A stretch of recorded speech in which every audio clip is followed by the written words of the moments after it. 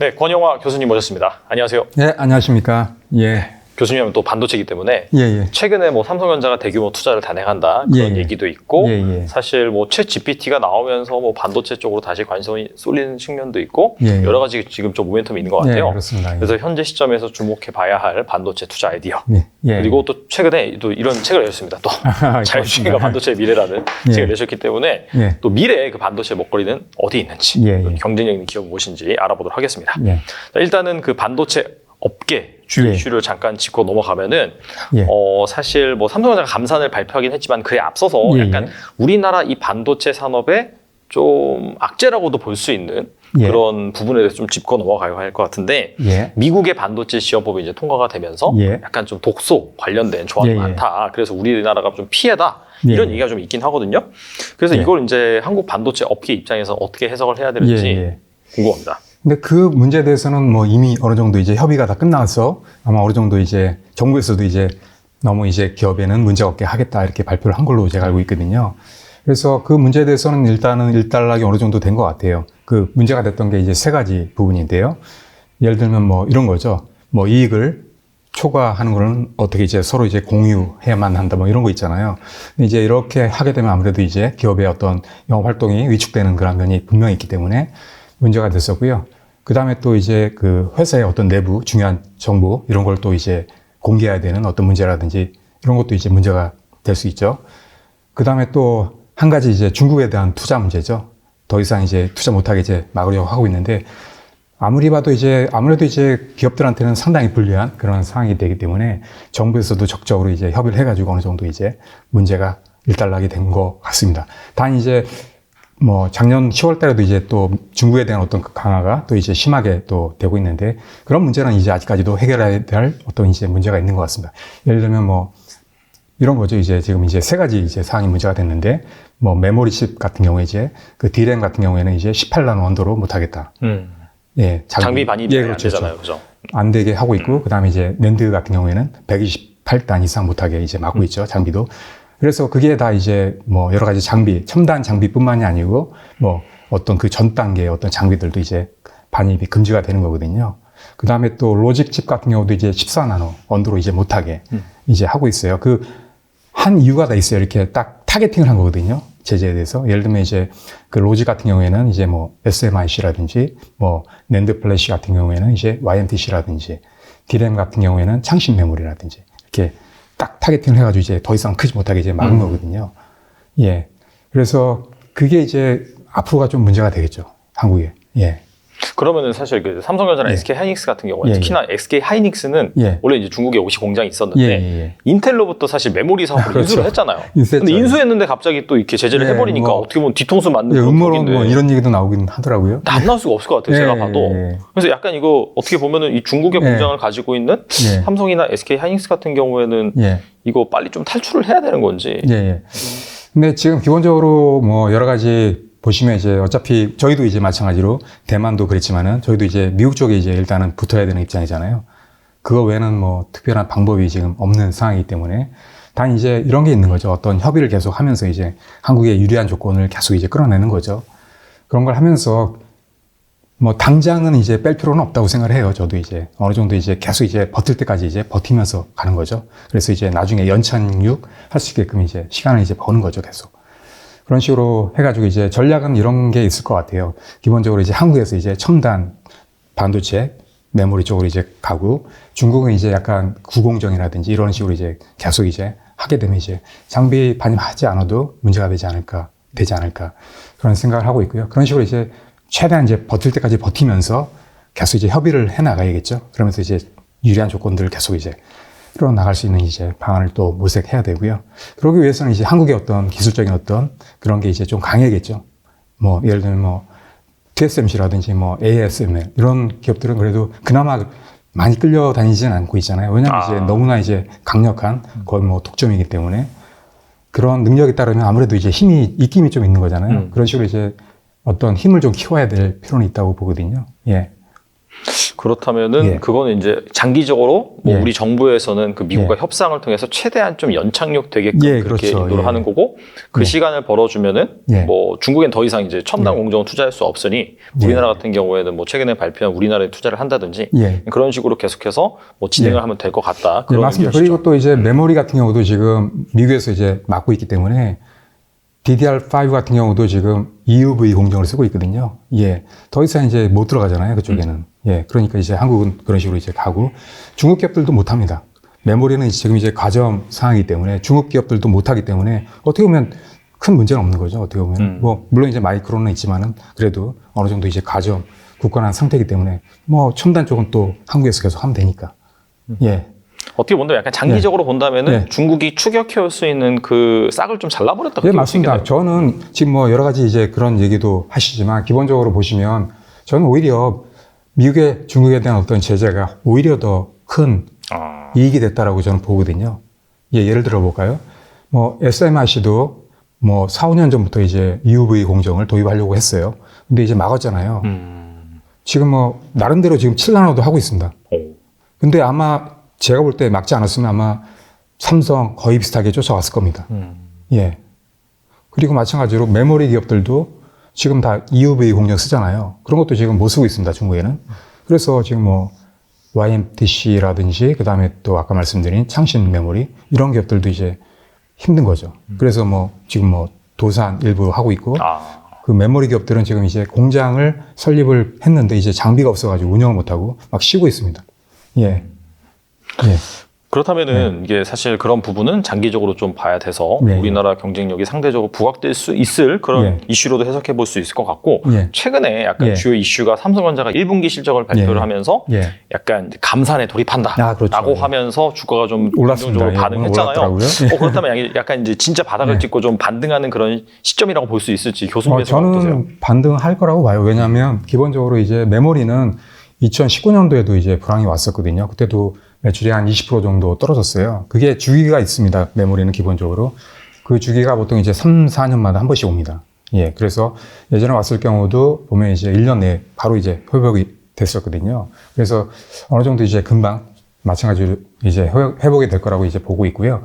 그리고 또 기본적으로 보면 이제 제가 이제 이유를 말씀드리면 기본적으로 지금 이제 전기 자동차가 많이 팔리고 있잖아요. 물론 이제 미국은 그렇게 많지는 않습니다. 근데 이제 유럽이라든지 중국이라든지 다른 나라들은 많이 팔리고 있거든요. 그래서 침투를 보시면 기본적으로 5대 중에 한 대가 지금 전기 자동차입니다. 그 얘기는 뭐냐면은 그 내연일 때는 보통 이제 300개밖에 반도체가 쓰이지 않았는데 전기 자동차로 바뀌면서 이제 1000개 이상 쓰이거든요. 그리고 마찬가지로 메모리도 보통 이제 전기 자동차에 200개, 300개 이렇게 막 쓰입니다, 지금. 그러니까 그 없던 시장이 새로 생긴 거거든요. 계속 이제 전기 자동차는 앞으로 늘어납니다. 침투율이 높아지기 때문에. 그러면 이제 거기에 또 메모리가 계속 쓰인다는 거죠. 예, 그렇게 할 수밖에 없는 거고요. 또 아까 말씀하신 대로 이제 서버 쪽도 지금 이제 보시면 그 인텔 같은 경우도 이제 내놨잖아요. CPU를. 거기에 맞는 또 DDR5 같은 경우도 저희가 먼저 이제 내놨거든요. 그것도 이제 팔리기 시작할 겁니다. 기본적으로 보시면 그게 하반기부터 아마 어느 정도 이제 팔리기 시작하지 않을까라고 이제 생각을 하고 있는데요. 가격도 상당히 비쌉니다. 보통 이제 한 30% 가까이 이제 비싸기 때문에 마진율도 상당히 높고요. 하기 때문에 분명히 실적에는 상당한 도움이 될 수밖에 없는 그러한 상황이 됩니다. 예. 한 가지만 더 말씀드리면 챗 GTP도 지금 최근에 이제 많이 이슈가 되고 있지 않습니까? 그것도 보면 이제 반드시 이제 폰 노이만 방식 같은 경우에는 기본적으로 이제 CPU가 있으면 반드시 메모리가 같이 따라 붙습니다. 하기 때문에 반드시 메모리가 들어가거든요. 그래서 챗 GPT도 상당히 최근에 이제 많이 이슈가 되고 있고, 그 다음에 또 거기에 맞는 또 메모리도, 그래서 이제 SK 같은 경우도 많이 지금 팔고 있지 않습니까? 삼성도 마찬가지입니다. HBM 같은 경우도 상당히 고가거든요. 그 GPU에 보통 이제 쌍으로 같이 쓰이는데, 그런 것도 이제 상당히 비쌉니다. 또 당연히 이제 뭐 마진율 이런 것도 상당히 높기 때문에 실적에는 상당히 좋은 영향이 있을 수밖에 없는 그런 상황이 되는 거죠. 예. 그래서 이런 게 이제 아마 하반기부터 바로 이제 어느 정도 반영이 되지 않을까.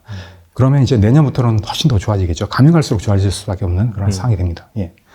이제 사실 그 하반기에 그런 호재가 몰려 있다라고 한다면은 사실 주가는 좀 먼저 반응하는 그런 경향이 있으니까 사실 지금부터 막 오르는 시기라고 보면 되거든요. 저는 그렇게 보고 있어요. 제가 볼 때 물론 이제 저희가 전혀 생각하지 못하는 어떤 변수가 터져가지고 뭐 코로나라든지 이런 게 터져서 이제 뭐 어떻게 할 수 없는 상황이다. 그러면 저희도 어쩔 수 없는 거죠. 그건 뭐 누구도 이제 뭐 예견할 수 없는 상황이기 때문에 그런 게 만약에 발생했다 그러면 떨어질 수 있습니다.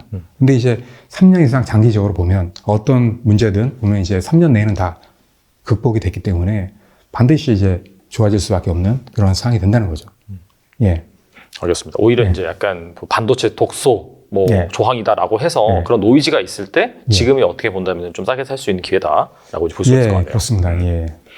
그리고 또 최근에 또 삼성전자가 이거 어떻게 보면은 앞서서 그 미국의 반도체 지원법과도 다소 좀 관련이 있는 것 같은데 미국에서 그 강하게 나오다 보니까 우리나라 좀 키워야겠다라고 해서 뭐 용인에다가 300조 정도 투자를 한다. 이게 그렇죠. 물론 뭐 1년 만에 다 투자한 건 아니고 한 20년에 걸쳐서 계속해서 투자를 하겠다라고 밝혔는데 뭐 메모리 초격차는 당연히 유지를 하는 거고 주로 집중될 것으로 보이는 부분이 시스템 반도체 분야 이쪽에 맞습니다. 대대적인 투자가 이루어질 것으로 예상이 되는데 주목해야 될 뭐 섹터라든지 기업이 있다면 무엇이 있을까요? 예, 제가 발표자를 한번 보여줄까요? 네네. 보시면 얼마 전에 이제 발표했죠. 용인 시스템 반도체 메가 클러스터. 이게 이제 전 세계 가장 큰 클러스터가 됩니다. 예, 그래서 지금 보시면 5개 정도의 이제 팹이 들어갑니다. 그래서 대부분의 팹들이 이제 시스템 반도체 파운드리가 될 것 같습니다. 그래서 여기서 이제 주목해야 되는 게 소부장 기업들이에요. 그 예전에 이제 삼성 같은 경우에 보시면 전략이 뭐였냐면 내재화 전략과 그다음에 수직 계열화 전략이었거든요. 모든 기술 이런 걸 이제 자체적으로 다 해결하겠다. 이런 전략이었어요. 그러다 보니까 삼성 파운드리가 못 큰 거거든요. 예. 그래서 전략을 바꿨어요. 그래서 지금 이제 TSMC처럼 생태계를 만들어야겠다. 그래서 지금 엄청난 노력을 하고 있습니다. 매년 그런 이제 노력을 하고 있고요. 그래서 이런 투자가 되면 당연히 이제 필요한 장비라든지 소재라든지 부품 이런 게 이제 필요합니다. 그러면 이제 반드시 이제 또 조달해야 되는데 물론 이제 해외에서도 조달 많이 할 겁니다. 기본적으로 그렇기 때문에 예전에도 뭐 테일러라든지 뭐 다른 지역에 투자할 경우에도 분명히 이제 다른 기업들도 투자가 됐거든요. 그래서 마찬가지로 뭐 장비라든지 부품이라든지 소재라든지 이런 것도 이제 공급을 했거든요. 마찬가지로 삼성이 이렇게 투자를 했기 때문에 소부장 기업들이 혜택을 볼 수밖에 없어요. 그래서 삼성도 마찬가지로 여기 보시면 150개 소부장 기업들이 참여를 한다고 얘기를 합니다. 예, 그러면 이런 기업들이 혜택을 보는 거죠. 예, 그리고 아무래도 이제 국내이기 때문에 뭐 어쩔 수 없이 이제 뭐 외국의 어떤 장비를 써야 된다. 그런 거는 뭐 수입을 해야겠죠. 그렇지 않은 건 아마 대부분이 이제 국내 제품을 아마 대체가 될 거로 봅니다. 그래서 제가 보기에는 본다라면 이제 일단은 삼성이 또 관심을 많이 갖고 있는 소부장 기업들이 있어요. 그런 게 어떤 거냐면 기본적으로 기술력이 상당히 높은 회사들. 그런 회사들은 관심을 많이 갖겠죠. 왜냐하면 삼성의 어떤 경쟁력과도 많이 연관되는 거기 때문에. 그래서 그런 기업들은 특히나 이제 삼성이 투자를 많이 합니다. 지분을. 지분 투자한 그런 기업들 리스트 있잖아요. 예, 그렇죠. 그런 기업이 이제 혜택을 볼 수밖에 없는 거죠. 아무래도 이제 지분이 들어갔다는 얘기는 그만큼 이제 신뢰가 가는 기업이고 그만큼 이제 뭐 기술력도 상당히 높다는 얘기거든요. 하다 보니까 그런 기업의 이제 제품을 살 수밖에 없는 그런 상황이 되고요. 그래서 뭐 회사로 말씀드리면 세미에스 같은 경우는 이제 완전 자회사거든요. 이런 기업들은 아마 100% 거의 혜택을 볼 겁니다. 장외 시장에 이제 뭐 상장이 돼 있지만 뭐 아무튼 그런 기업들은 아마 다 전 장비가 아마 다 들어가게 될 겁니다. 예전에도 그래서 엄청난 세미에스가 혜택을 입었어요. 그래서 마찬가지로 이번에도 그런 기업들이 있겠죠, 혜택을. 그리고 또 뭐 세미에스라든지 다른 기업에서 할 수 없는 그런 장비들 있지 않습니까? 그런 거는 뭐 원익이라든지 뭐 동진 세미콘이라든지 뭐 SNS 테크라든지 뭐 그다음에 뭐 소울브레인 다 이제 지분이 투자된 기업이거든요. 맞아요. 네. 예. 그런 기업들이 이제 혜택을 볼 수밖에 없는 거죠. 예. 당연히 삼성에서는 그런 장비를 우선적으로 아마 고려를 하게 될 겁니다. 네. 예. 이게 뭐 20년 플랜이기 때문에 당장 뭐 올해 뭐 내년라기보다도 좀 길게 시계열을 좀 길게 그렇죠. 봐서 그렇게 보시면서 투자를 하시면 좋을 것 같아요. 그리고 이게 어차피 이 반도체 시장이 구조적으로 이제 성장을 하긴 하지만 그 중간중간에 그 시기를 보면은 그 성장을 이끌었던 아이템이 있었거든요. 21세기 초에는 PC였고요. 뭐 20세기 말 21세기 초가 PC였죠. 그 다음에 2010년도에 들어와서 이제 스마트폰. 그리고 2016년 이후에는 서버. 이런 식으로 계속해서 어떤 키워드가 이 반도체 구조적인 성장을 이끌어 왔는데 그렇다면 앞으로 이 반도체 시장을 이끌 주체는 무엇인지 궁금합니다. 저는 이제 크게 두 가지를 보고 있는데요. 첫 번째는 차량용 반도체 시장입니다. 두 번째는 서버 시장입니다. 서버요? 아, 서버 계속해서 이제 성장을 한다. 네. 맞습니다. 기본적으로 자동차를 보시면 아까 제가 잠깐 말씀드렸지만 내연기관일 때는 보통 300개가 쓰였어요. 전기 자동차일 때는 1000개가 넘겠습니다. 그리고 올해부터 대부분의 완성차 기업들이 3단계 레벨 3 자율자동차를 도입합니다. 보통 이제 3단계부터 이제 자율자동차라는 얘기를 많이 하는데요. 그렇게 되면 보통 이제 3000개 정도가 쓰입니다. 반도체가. 그리고 이제 4단계, 5단계로 가면 뭐 몇만 개가 쓸 수가 있습니다. 물론 이제 테슬라 같은 경우에는 많이 줄이지만 기본적으로 몇만 개가 쓰인다는 얘기죠. 계속 늘어납니다. 그래서 앞으로 이제 시장은 상당히 좋습니다. 지금도 보시면 완성차 기업들도 반도체가 없어가지고 차량을 아직도 생산 못하고 있거든요.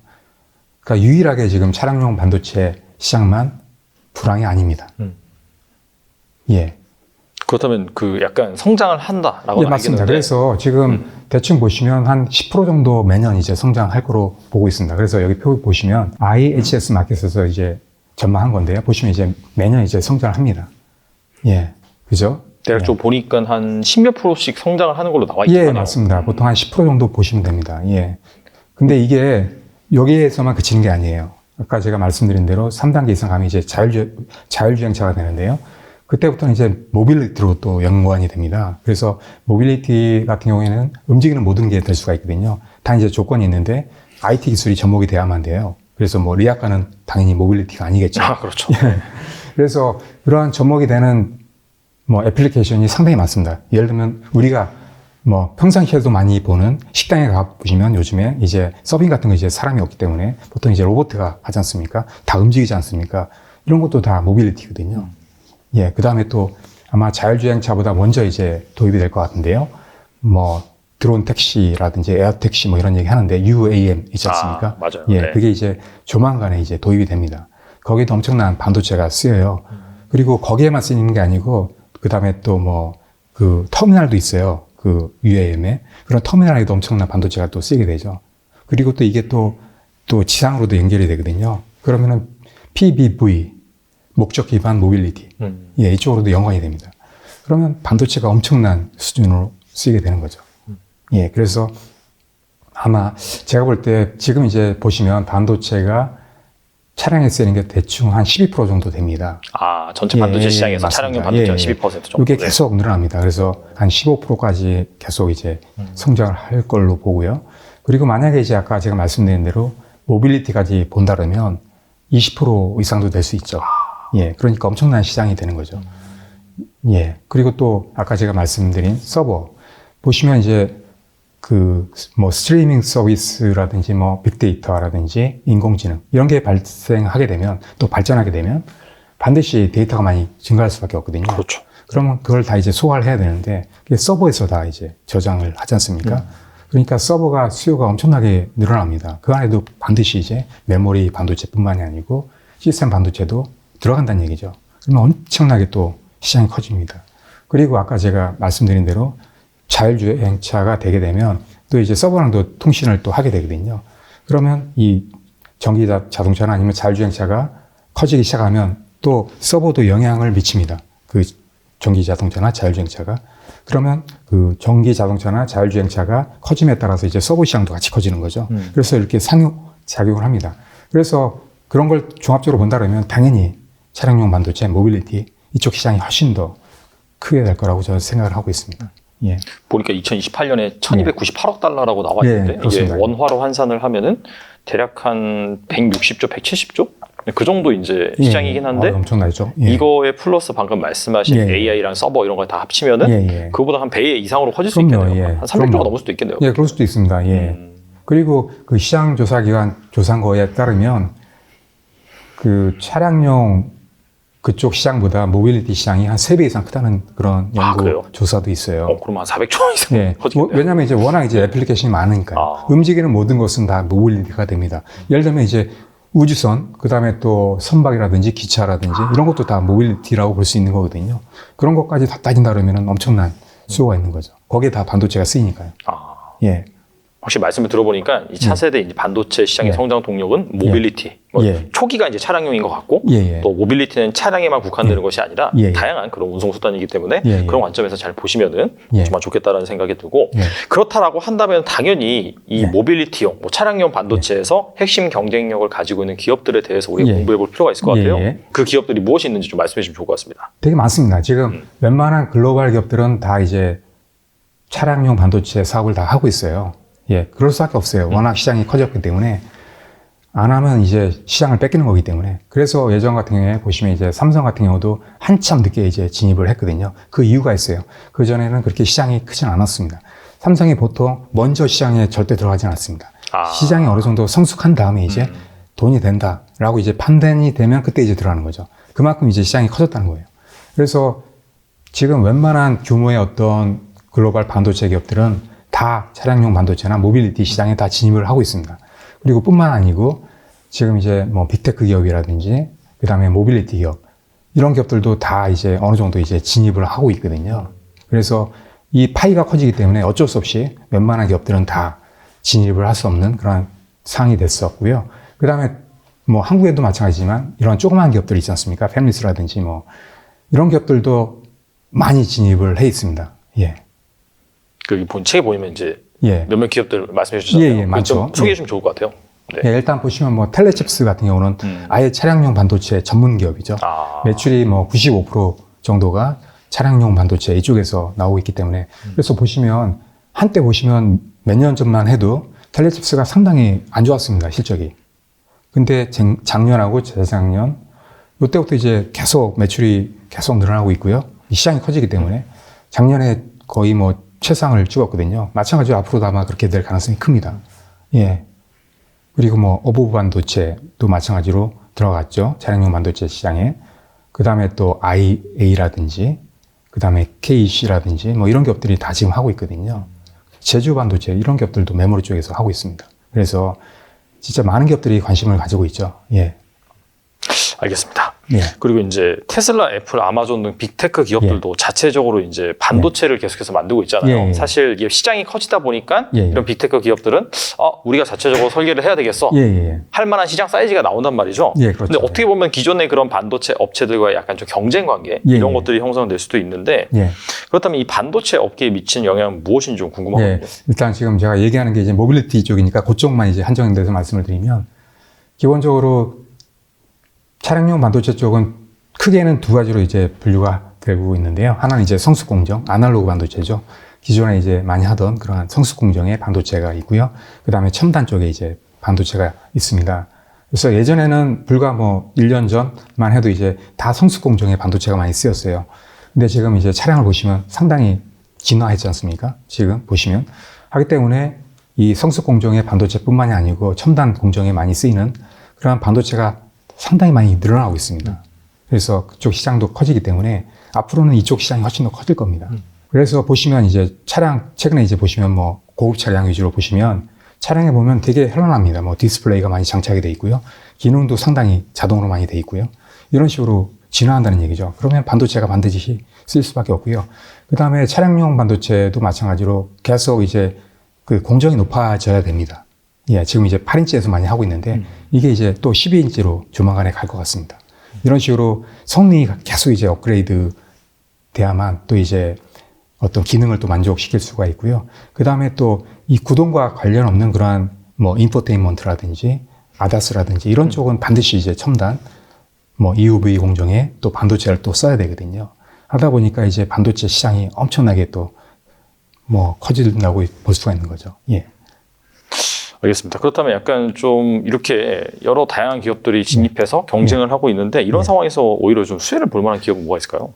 일단은 제가 추가적으로 말씀드릴까요? 그래서 일단은 그런 빅테크 기업들이 많이 하고 있는데 보시면 그 예전에 이제 구공정의 어떤 반도체 기업들은 일단 피해는 거의 없을 것 같습니다. 왜냐하면 이제 기본적으로 빅테크 기업들은 다 첨단의 EUV 공정 그런 쪽에 이제 하고 있기 때문에 그런 쪽이랑은 별로 관계가 없을 것 같습니다. 근데 이제 단지 이제 퀄컴이라든지 엔비디아 그 다음에 또 뭐 삼성이라든지 인텔이라든지 이런 기업들은 관계가 있겠죠. 왜냐하면 이제 뭐 인텔도 뭐 빅테크 기업들이 이제 들어오는 바람에 많이 이제 힘이 약해졌죠. 아무래도.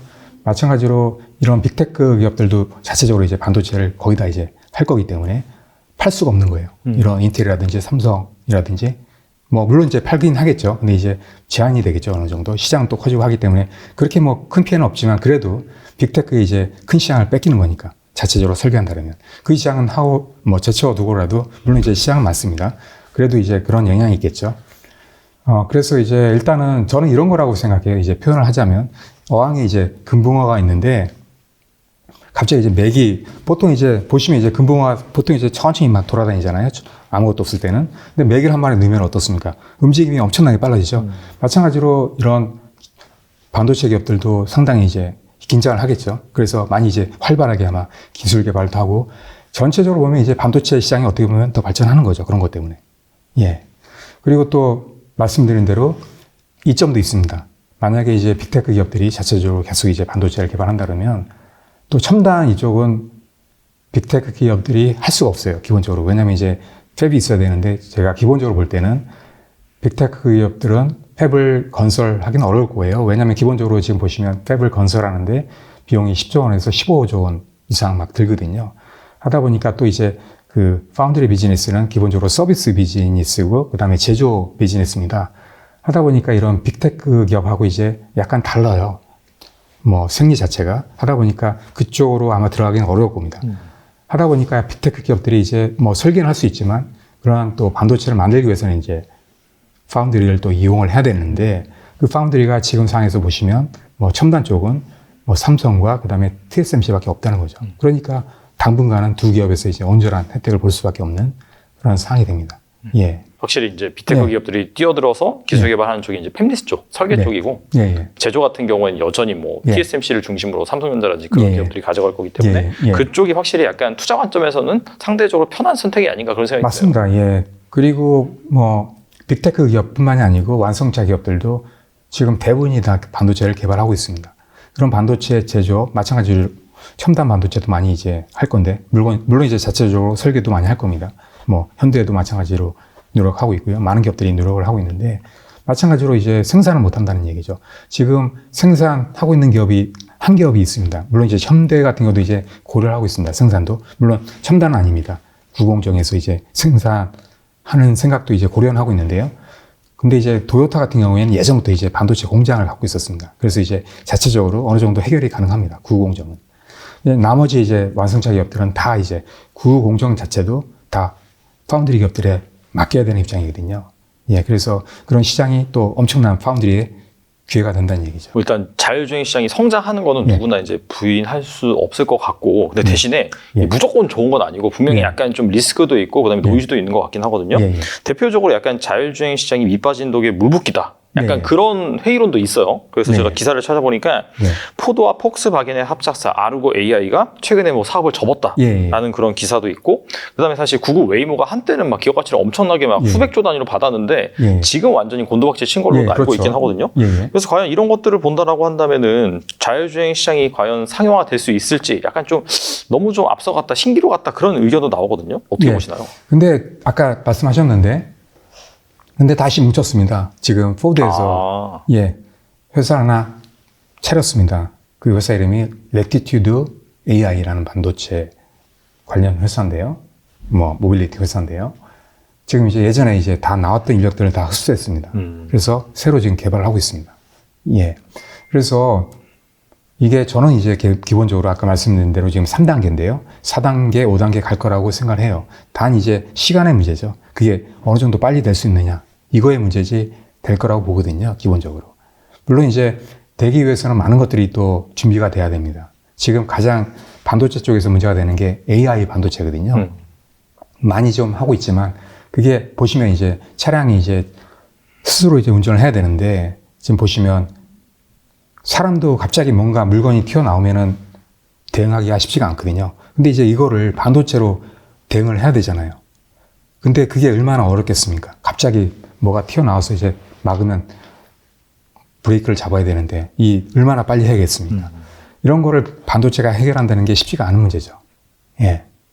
그래서 그런 반도체를 개발한다는 게 아무래도 이제 쉽지 않은 문제다. 그런 이제 의견이 좀 있습니다. 그래서 물론 이제 시간이 가면 그런 반도체도 아마 개발할 겁니다. 그래서 지금 뭐 뉴로모픽 반도체, AI 반도체 중에서도 인간의 어떤 두뇌와 같은 그러한 기능을 할 수 있는 반도체인데요. 그런 것도 개발하고 있습니다.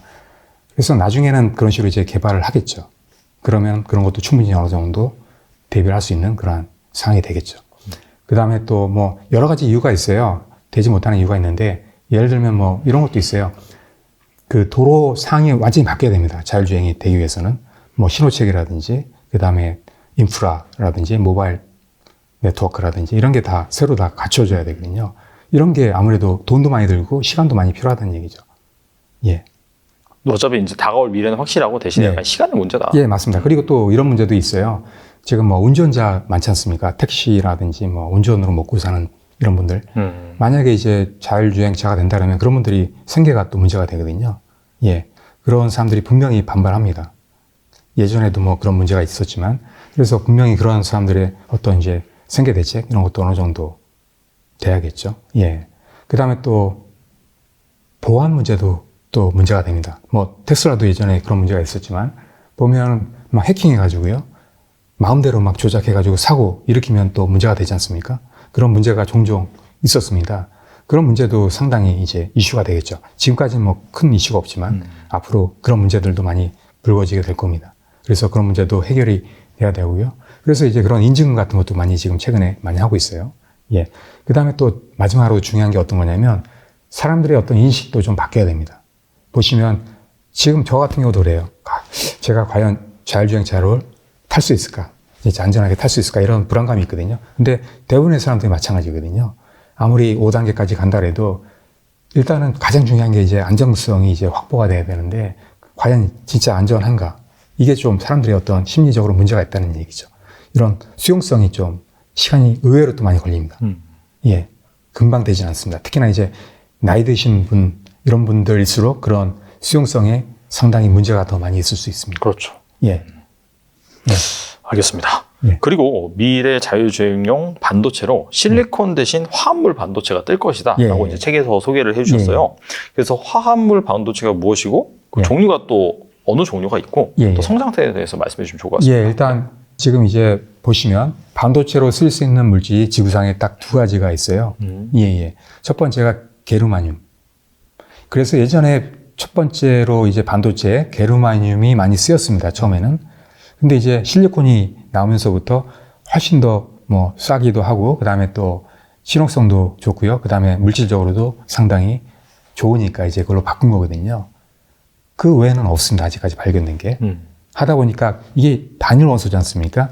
단일 원소가 없다 보니까 다른 물건하고 같이 이제 섞어 쓰는 겁니다. 예. 그게 이제 화물 반도체.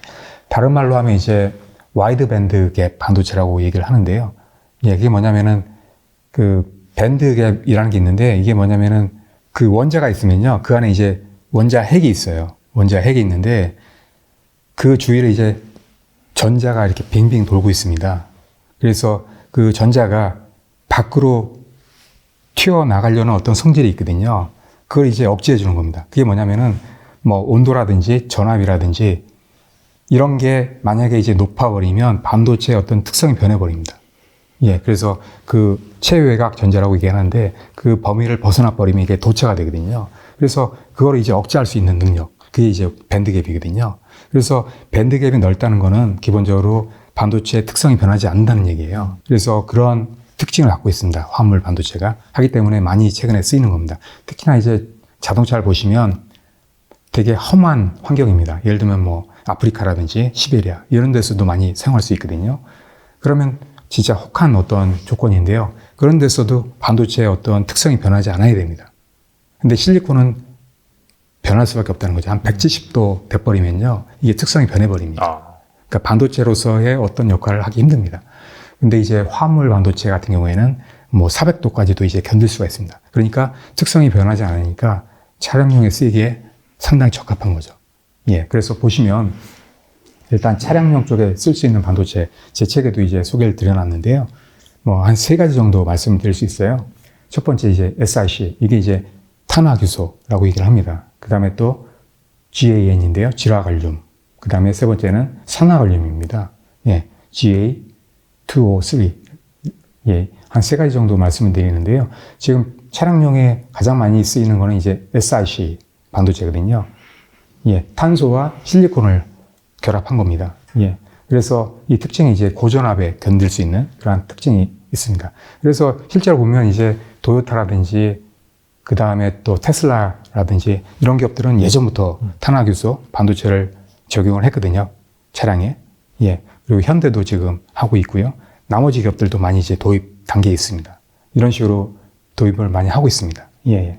그래서 지금 웬만한 글로벌 기업들은 또 이 시장에 많이 진입을 했습니다. 예. 그래서 이쪽, 왜냐하면 기존의 어떤 체계랑 완전하게 이제 다른 어떤 새로운 어떤 시장입니다. 그러니까 기존의 어떤 기술을, 실리콘 기반의 어떤 기술을 갖고 있지 않는 기업이라 할지라도 진입할 수 있는, 왜냐하면 이제 판을 새로 이제 짜는 거기 때문에 할 수 있는 그러한 가능성이 있습니다. 그래서 조그만 기업들도 많고요. 예. 그래서 이쪽 탄화기소 쪽에 많은 기업들이 지금 투자를 하고 있습니다. 예. 그 다음에 질화갈륨 같은 경우도 전기 자동차에 쓰입니다. 그 다음에 또 고속 충전 이쪽에도 휴대폰에도 나중에 쓸 수 있습니다. 예. 그래서 이건 이제 고주파에 좀 강한 특징이 있고요. 예. 이것도 이제 최근에 많이 두각을 받고 있습니다. 성장률로 보시면 이제 탄화기소가 지금 매년 한 30% 정도 성장한다고 얘기를 하고 있고요. 질화갈륨은 더 큽니다. 한 60% 정도 성장을 한다고 지금 얘기를 하고 있습니다. 그래서 이 두 개는 지금 많은 기업들이 지금 하고 있습니다. 하지만 아직까지는 이제 초기 단계입니다. 기회는 얼마든지 있습니다. 이 많은 기업들이 지금 뛰어들고 있고요. 예. 그 다음에 마지막으로 산화갈륨. 이쪽은 아직 뭐 상용화가 되지 않은 단계인데요. 이거는 지금 이제 보시면 특성이 훨씬 더 좋습니다. 와이드 밴드갭 반도체인데 이 두 가지 화물 반도체보다도 특성이 더 좋습니다.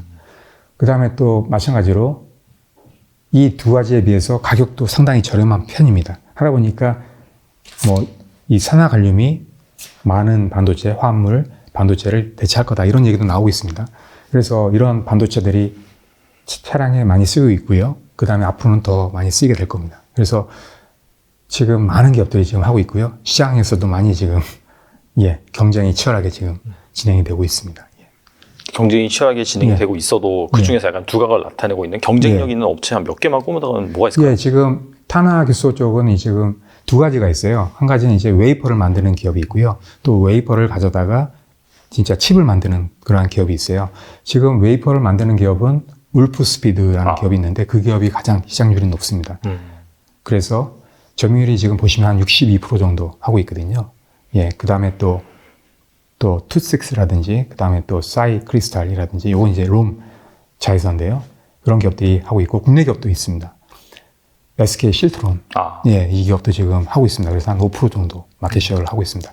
2000년도에 듀폰을 인수했죠. 그 웨이퍼 반도체 부분을. 그래서 최근에 많이 하고 있고요. 또 앞으로 엄청나게 캐파를 늘린다고 얼마 전에도 발표를 했습니다.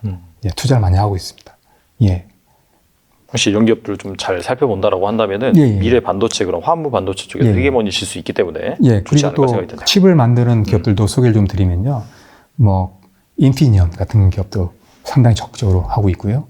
그 다음에 ST 마이크론, 예, 그 다음에 온세미컨덕터 이런 기업들이 온세미 같은 경우에는 지금 국내 엄청난 지금 저기 부천에 지금 이쪽에 투자를 하고 있습니다. 그래서 공장을 지금 이제 크게 짓고 있습니다. 예.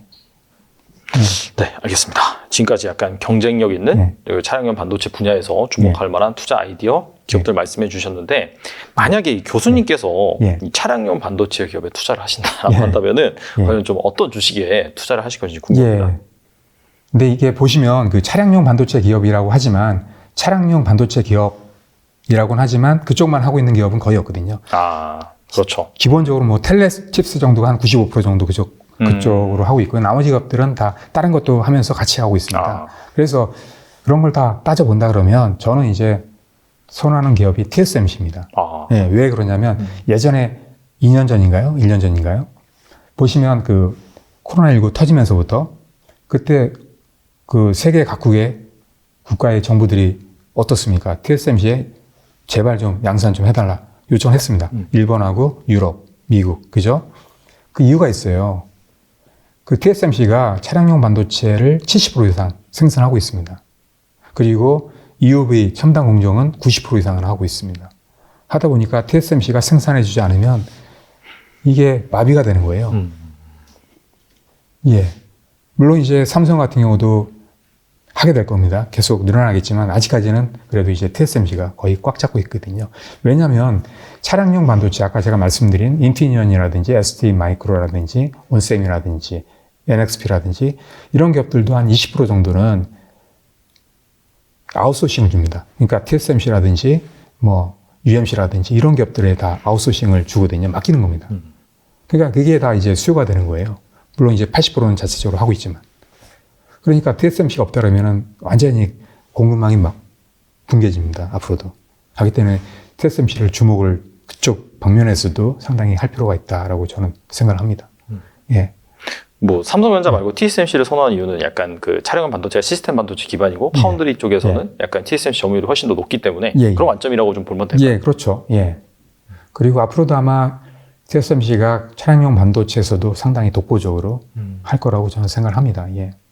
오랫동안 해왔고요. 그 다음에 또 삼성은 지금 뭐 불과 시작한 게 얼마 안 됐습니다. 예. 알겠습니다. 오늘 나와주셔서 정말 좋은 말씀 많이 해주셨는데 끝으로 이 투자자분들 위해서 한 말씀만 부탁드립니다. 예. 반도체 시장이 지금 불황인데요. 예. 그래도 제가 보기에는 늦어도 내년부터는 아마 좋아지지 않을까 싶어요. 그래서 물론 이제 외부적인 어떤 변수에 의해서 잠깐 이제 시장이 나빠질 수는 있어요. 그래서 주가도 떨어질 수 있습니다. 하지만 저는 3년 이상 본다 그러면은 반드시 반도체 시장은 극복이 되고 또 좋아질 수밖에 없고요. 그리고 반도체 시장은 기본적으로 다릅니다. 다른 시장하고. 예를 들면 뭐 철강 이런 시장은 성장이 한계가 있어요. 기본적으로. 캐파가 정해져 있습니다. 어느 정도. 그래서 한번 성장하고 나면 더 이상 성장하는 게 어렵습니다. 근데 반도체는 다릅니다. 그 왜 그러냐면 기본적으로 보시면 반도체 시장은 뭐 아까 말씀하신 대로 뭐 휴대폰이나 그 다음에 또 스마트폰이 성장하다 꺾이잖아요. 그러면 물론 꺾입니다. 반도체 시장도. 하지만 또 새로운 애플리케이션이 또 생겨납니다. 지금 이제 보시면 4차 산업. 그죠? 불황이 이제 거치면 이제 본격적으로 또 성장을 할 거거든요. 그러면 4차 산업에 들어가는 애플리케이션이 새로운 게 한 10개 이상이 될 겁니다. 거기에다 반도체가 쓰인다는 얘기죠. 그러면 꺾였다가 다시 이렇게 올라갑니다. 그래서 과거에도 보시면 물론 이제 꺾인 적도 있습니다. 근데 이제 전반적인 종합적인 상을 보시면 우상향 했었거든요. 마찬가지입니다. 앞으로도 우상향 할 수밖에 없어요. 그래서 제가 3년을 말씀드립니다. 3년이 되면 기본적으로 뭐 악재라든지 기본적인 어떤 변수 이런 게 다 거치거든요. 어느 정도. 하기 때문에 성장합니다. 3년 주기로 보면. 그래서 3년 이상 투자한다면 분명히 좋은 투자처라고 보거든요. 그래서 장기적인 관점에서 계속 이제 사가시면 아마 좋은 투자차가 될 거라고 저는 생각을 하고 있습니다. 그리고 마지막으로 제가 지금 세종대에서 반도체 비즈니스 MBA 과정을 맡고 있습니다. 예. 그래서 개원은 이제 3월달부터 시작을 했고요. 그래서 이번 주부터 또 모집에 들어갑니다. 그래서 반도체에 관심 많은 분들이 있을 거라고 생각을 하기 때문에 기초부터 하기 때문에 그런 분들 좀 많이 좀 지원을 좀 해주셨으면 고맙겠습니다. 예. 네. 사실 반도체 계속해서 성장하는 거는 누구나 부인할 수 없는 사실이긴 한데 이게 워낙 사이클 산업이다 보니까 사실 언제 들어가야 되냐 그 부분에 대한 고민이 많으신 것 같은데 최근에 뭐 삼성전자 감사한 발표도 했고 그런 관점에서 좀 관심을 가져보셔도 될 것 같고 미래 반도체 헤게모니 같은 경우에 또 교수님이 차량용 반도체 이쪽에 있다고 말씀하셨기 때문에 또 최근에 출간하신 책 한번 참조를 해보시면서 또 공부를 하신다면은 분명히 도움이 되실 거라고 생각이 되고 끝에 말씀하신 것처럼 내가 비즈니스 관점에서 정말 반도체 쪽에 관심이 있다라고 하신 분들은 한번 강좌도 수강해 보시면 좋을 것 같습니다. 네, 지금까지 권영화 교수님 나와주셔서 감사합니다. 네, 감사합니다.